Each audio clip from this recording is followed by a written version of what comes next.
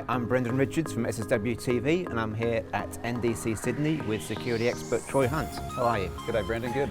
So I've just seen a great talk on sort of soft skills called Hack Your Career. It's got some great advice. What's the sort of main piece of advice you'd like to share with people today?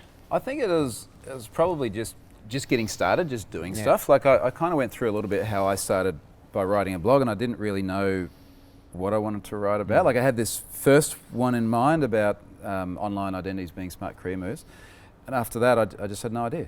And I just thought it would be a good idea, and eventually it was. So yeah, just getting started. Yeah. And so how did you yourself start to specialise in security? How did that sort of story happen? It was kind of accidental. So in the job I had, there are a lot of software developers I was working with. A lot of them were remote. They were working in other countries. And what would happen is people would build software and they'd finish it and they get all the way to the end of the project. And this happens in many, many different organisations. Get to the end of the project, and then the organisation go, we should make sure it's secure. And like right at the end, they'd go, okay, now we're going to run all the tools over it and we're going to get the penetration testers and so on. And it was just the worst possible time to find problems with your software, because you're probably over time, you're probably over budget, you really don't want to be changing anything. We know that the cost of defects over time sort of goes exponential like this, and you're at the end of that exponential graph. And it just sort of kept dawning on me that we've got to get this right earlier on, but so much of the material that's out there about security is written by security people for security people. And there just wasn't a lot of good stuff for developers, and there wasn't a lot of good stuff for developers specifically doing .NET. So that was kind of the niche that I started to fill. Again, just very organically, like I wrote a couple of things, and then it's like, oh, people really like this. that's good, I should do more of this. And then, so how did that then turn into Have I Been Owned? How did that come about? You say owned, you don't say pwned. I say, oh yeah, I'm sure, I'm not sure if I should say it. It's one of those words you read more than you say, isn't it? Yeah, so it was late 2013, and I was traveling at the time, and this was just after the Adobe data breach where they had about 150 million accounts exposed. And I'd been doing analysis on different breaches and going, what sort of statistics and things can we take away from this? Like, what kind of passwords are people using? Incidentally, they're all the terrible ones that you'd expect. And one of the things I found particularly interesting was when there were multiple occurrences of the same individual in just different data breaches.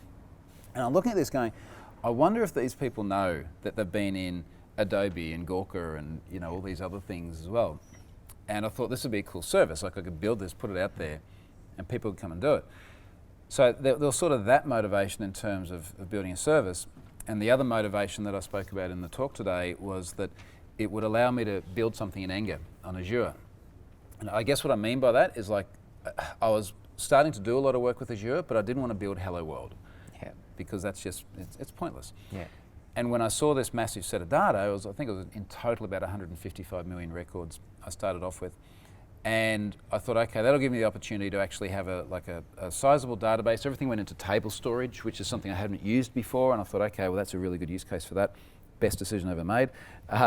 And it will also allow me to build out web applications and automated deployment and all the rest of it. So it sort of satisfied both of those itches, I guess. Okay.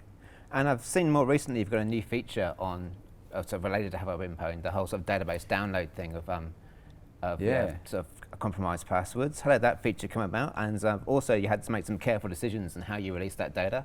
So how did you make those decisions, and who did you talk to? And pwned passwords. So I sort of started thinking about this a few months ago. Look, I've been thinking about it one way or another for a lot longer, because people will often say, I found my email address on your website and I was in Ashley Madison, hypothetically. No one knows what Ashley Madison is. I know that. It's an adult site. Anyway. Where were we? We'll move on. But anyway, the point was, people go, okay, I was in the Ashley Madison data breach because I can search Have I Been Pwned and find it. You can't publicly search for people in Ashley Madison. You've got to get an email that only tells you privately, because bad things might happen otherwise. So I'd say, I was in there. I would like to know what information was disclosed about me. And I'd sort of go, well, it was the information that you put in the website that was disclosed. And I'd keep having people say, I want to know, say, what my password was in a data breach. And I would keep going back and I go, no, look, why are you asking? It's what you put in. But the thing that sort of dawned on me around Ashley Madison time is that I think what it is probably psychology here. I think people want to know what other people know about them. Yeah. And I think that they want to see from an independent third party the data that was taken so that they can then, at least in their mind, go, okay, I know kind of how bad this is. Yeah. So that the premise of providing some sort of password data has been there for a long time.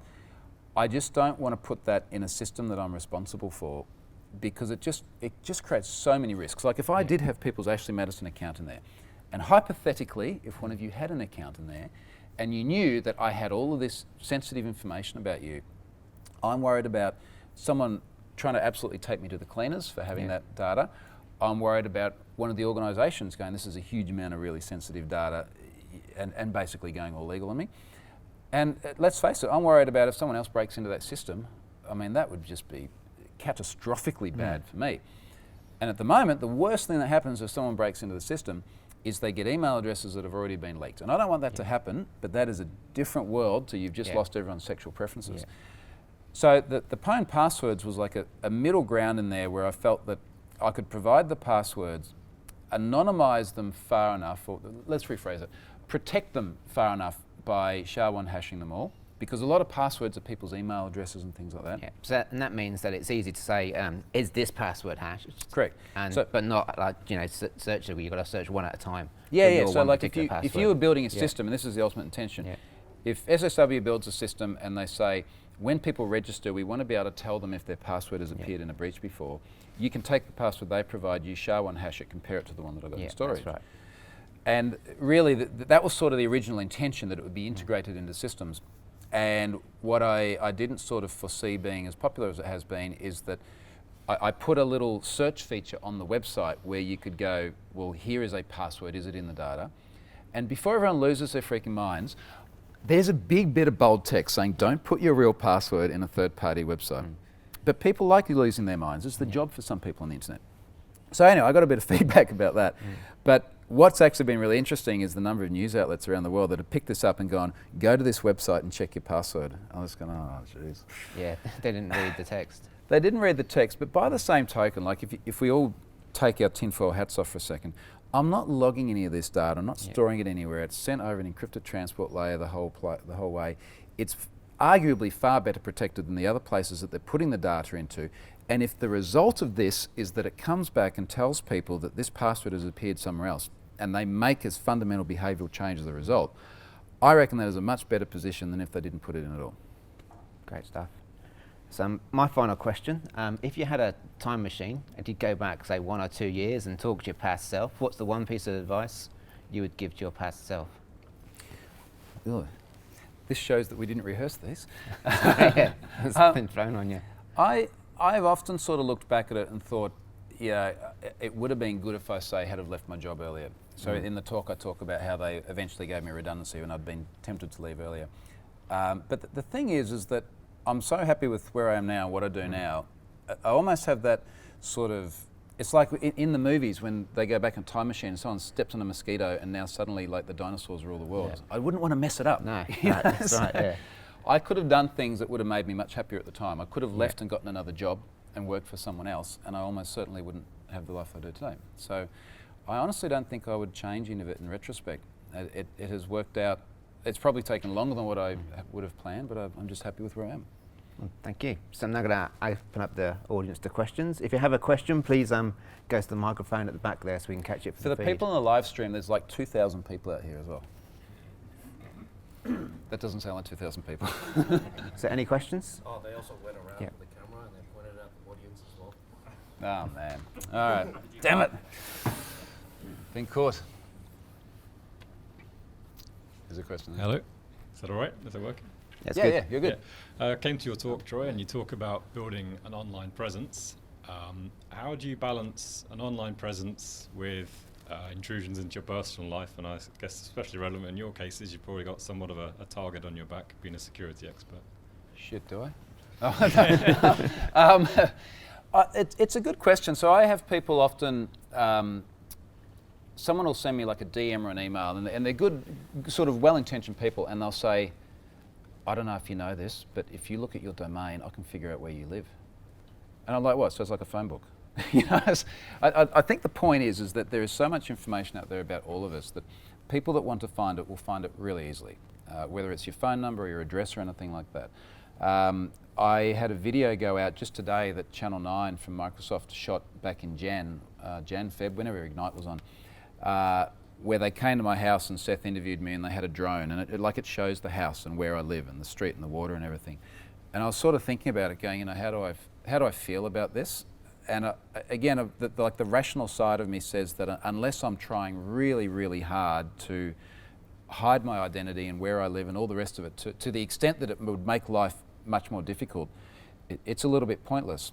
So I'm coming to grips with that. There's a lot of stuff I don't do. Like, I've got a 5-year-old daughter and a 7-year-old son. I just think she's a little bit too young to have exposure, so I don't put photos of her on the internet. She doesn't talk at events or things. My 7-year-old does speak at some events. He hacks stuff with Havage. So I'm okay with that. So I guess I have to keep making these value judgments on it. And look, so far it's been fine. I haven't had any really nasty issues that I've had to worry about. But it's a good question, and I just keep thinking about it and adjusting. Cool, thank you. Next question.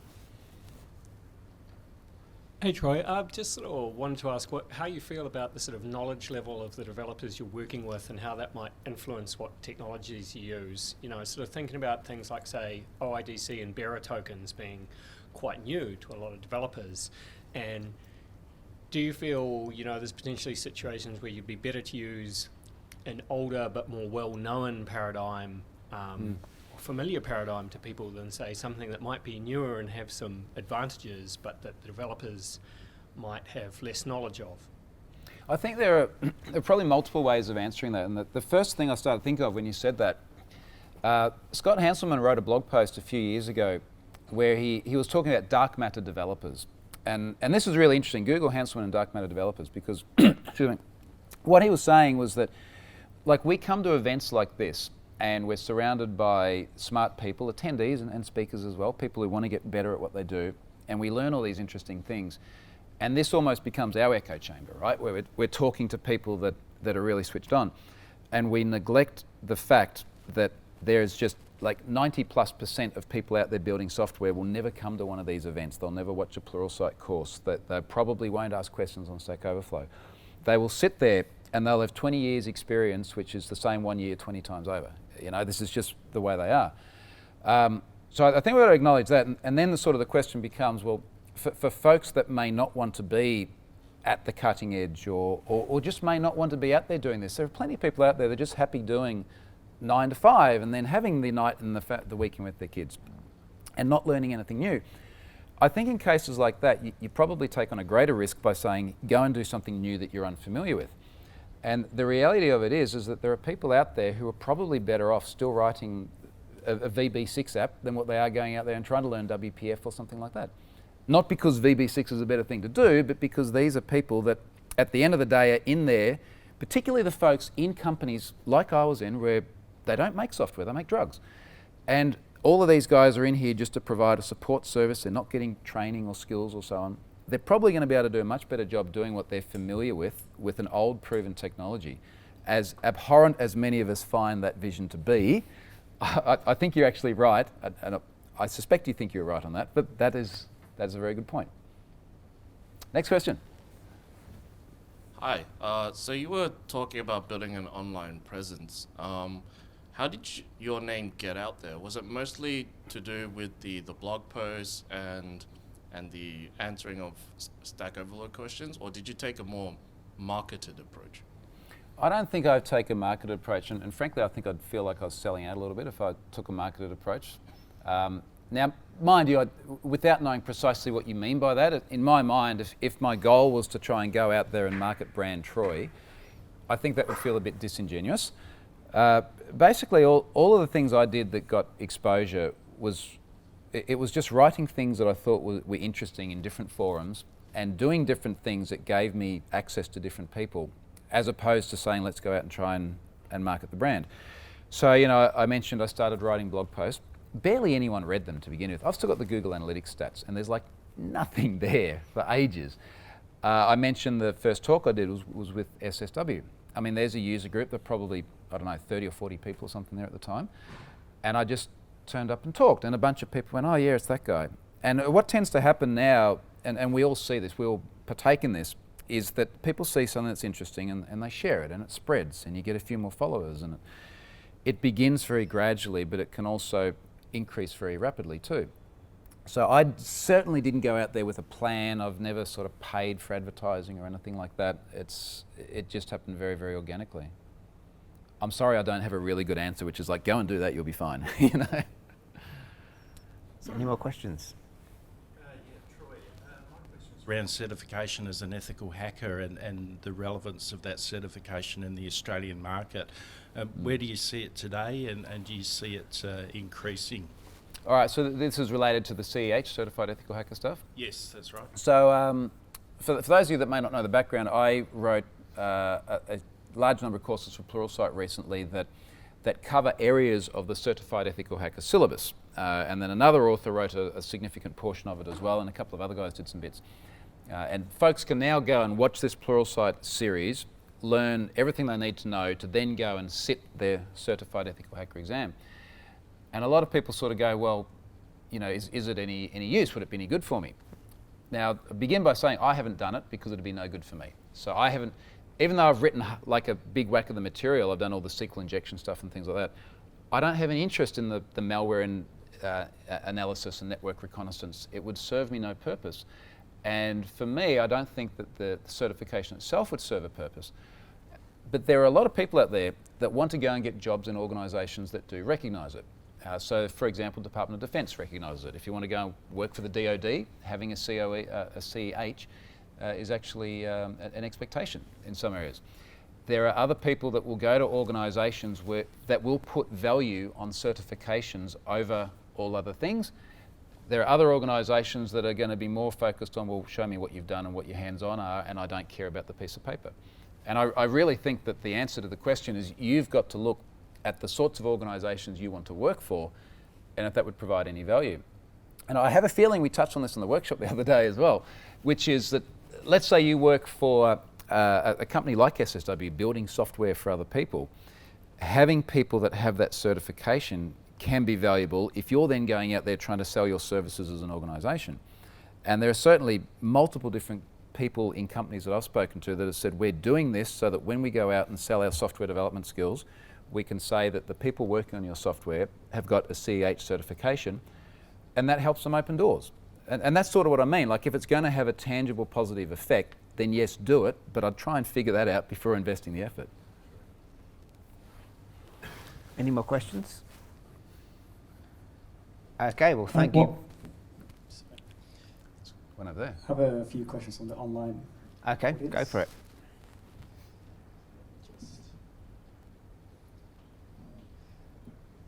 Okay, from Tammy.